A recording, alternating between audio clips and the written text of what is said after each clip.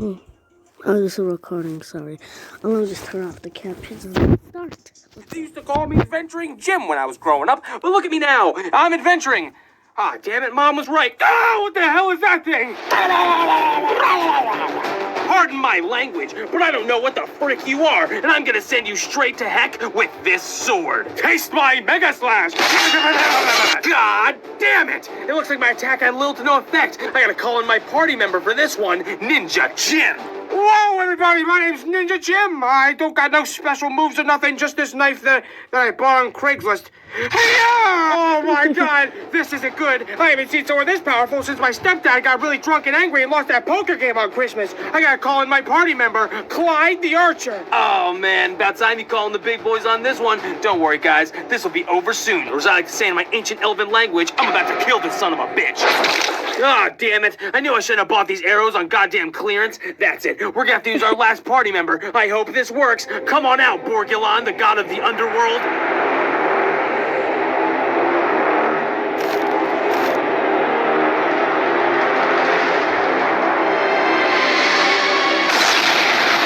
Another hard-fought win in the bag. And look at this. They dropped a candy that raised one of our party members' attack. And I know just the character to give this candy to. There's one that is seriously in dire need of this thing.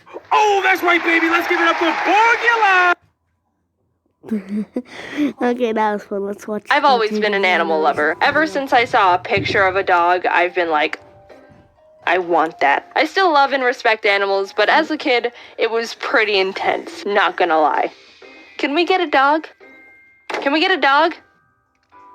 Can we get a dog? My parents had to sit through years of that until my dad finally couldn't handle it anymore and got me one for my 7th birthday against my mom's will. Before that, they tried everything to make me stop, besides getting me a dog. And by everything, I mean a bunch of fish.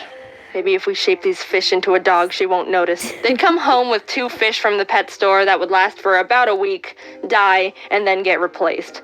Repeat until dog appears. How many fish must die before I get what I want? Since we got fish from the pet store and not an actual breeder, that was probably a big contributing factor on why they died so quickly. But as a 5-year-old, I also just forgot to feed them a lot, so there's gotta be some fish blood on my hands for that. We went through probably 20 fish in the span of a couple months, but eventually we got these 2 goldfish that didn't die. A true miracle. They were pretty resilient little dudes. One was Goldie, and the other was probably named Fishy. Probably some of the most creatively flawless names I've ever known. But after a while, Goldie turned white, so I renamed it Rainbow because I thought it was cool he could change colors. I learned 13 years later from my marine biology teacher that Goldie/Rainbow was probably diseased, which makes the color change less exciting. We eventually gave them away to my mom's friend and they died. But that's all besides the point. My parents got me an army of fish and a dog I named Scruffy, but that was it. I wasn't able to crack them any further than that. And believe me, I tried. My parents had to become stone-faced, emotionless soldiers to keep my non-stop beseeching for more creatures at bay. After they got me a dog, I was pretty satisfied for about 1.5 years until I decided I wanted a mouse. Something about their cute little faces and how they crawl with their cute little feet and their freaking ears made me obsess over having one, and my parents got to hear all about it. I asked my parents for a mouse for years, promising how I'd take care of it and blah blah blah, the whole thing. My mom pretty much hates rodents because she thinks their tails are weird, so there was no budging on that one. She tried to get me to stop by saying, "Alright, you can get a mouse, but we'd have to get rid of Scruffy." Which is obviously a bad bang for your buck. No, what? No way, nuh-uh. I'd never get rid of Scruffy. He's my pal for life. But not gonna lie, after hearing that response over 10 times, I started kinda considering it. I wasn't ever actually gonna do it. I was just getting desperate, alright? When I was 10, I wrote on my Christmas wish list that I wanted a mouse because I thought for some reason I'd foiled their plans and found a loophole. Ha!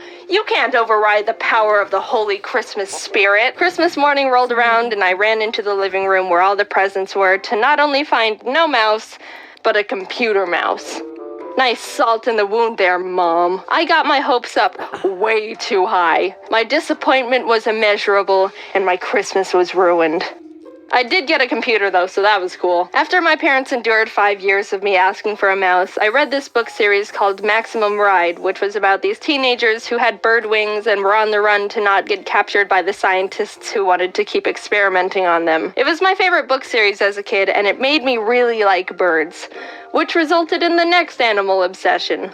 I swear to God, if I hear one more mention of a mouse again, I'm gonna— Mom, can we get a yellow-naped Amazon parrot? Yes, I started loving birds back when I was in 6th grade. Everyone say a big thanks to James Patterson for creating this bird-obsessed monster. At the time, I wanted one of the big boy birds. A yellow-naped Amazon parrot, to be exact. I would spend hours just watching all the YouTube videos I could find of them and sending them to my parents like, look how great they are. You totally want one now, don't you, after watching one play in a box and sing Old MacDonald. This was a whole new type of fixation. I mapped out on the ground where the cage could go with tape, Googled where Amazon parrot breeders were near me. I made multiple PowerPoint presentations for my parents on why they should let me get a parrot. It was intense, and the pressure was on. My mom was even like, so how about that mouse? But no, Mom, that ship has sailed. Now I want a 15-inch parrot that lives for 80 years. They started telling me, you can get a bird when you move out. And from then on, it was my goal to get out of my parents' house as soon as I could. Obviously, I never got a yellow-naped Amazon parrot, but I never really got out of my bird phase because I've got this thickums right here. I was pretty self-aware that asking for a parrot was a long shot, so even though I still wanted a bird, I dialed back my animal requests, and when I was 14, I started really liking flying squirrels. They were my favorite animal for a while, and that's when I realized people can have them as pets.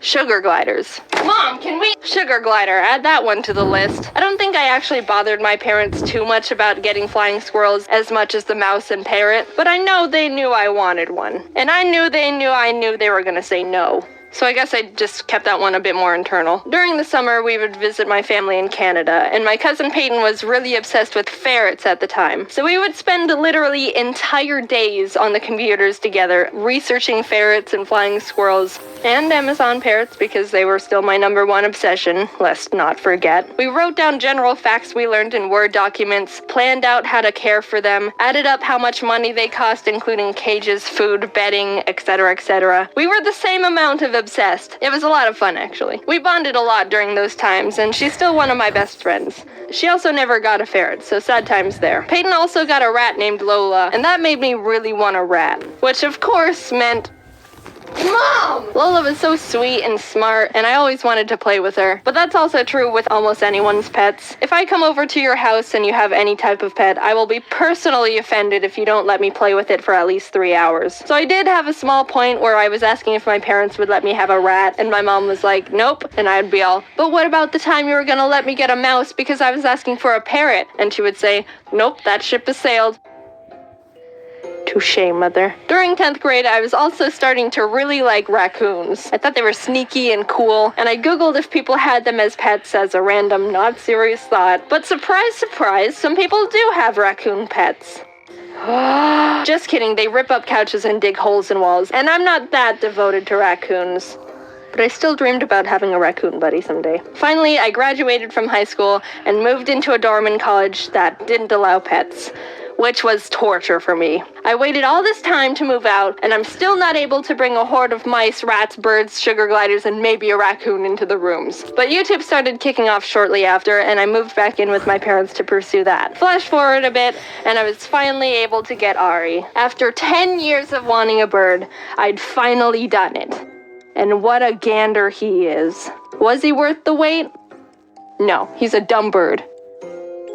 You're good. You're a good bird. I'm not currently looking to get any more animals right now, even though I really want them. I have Ari, and he's already enough of a handful, so I can't commit to anything else right now. I am gonna get a dog eventually, that's a promise. And I do really like reptiles, so I've done my fair share of research on skinks, but that's only a 30% chance to actually happen. I haven't really grown out of my animal phase. I've just become a mix of that and my parents, still hopelessly entranced by creatures, but also being the one who has to tell myself no because I have other stupid responsibilities. Hopefully when I have kids, they won't be as animal obsessed as I am, because I don't think I have the strength my parents had to be able to say no to any animals they ask for. Thank God my parents were responsible and never got me animals just because I asked for them. Well, that was it, guys. Goodbye.